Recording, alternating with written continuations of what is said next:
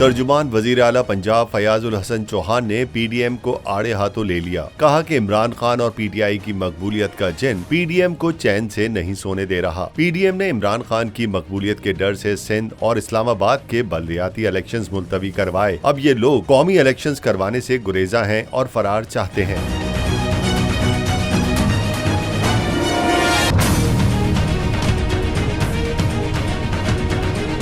मुल्क में technocrat setup के शोशे पर रद्द-ए-अमल देते हुए फयाज चौहान ने कहा कि पीडीएम टोले की जानिब से टेक्नोक्रेट हुकूमत का शोशा छोड़ा जा रहा है, जिसकी आइन में गुंजाइश नहीं। इमरान खान को मुल्की सियासत से दूर रखने के लिए ऐसी बातें की जा रही हैं। कहा कि पूरी पीटीआई इस शोशे और इख्तरा की पुरजोर मजम्मत करती है। अगर ऐसा हुआ तो इसकी भरपूर तरीके से मुजाहिमत करेंगे।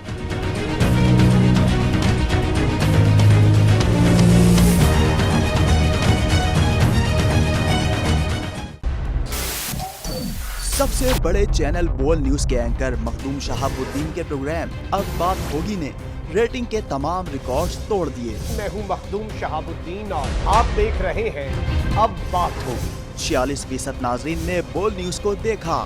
सोशल मीडिया पर भी सबने ज्यादा देखा। सब्सक्राइब करें और बेल दबाएं ताकि कोई खबर रह न जाए।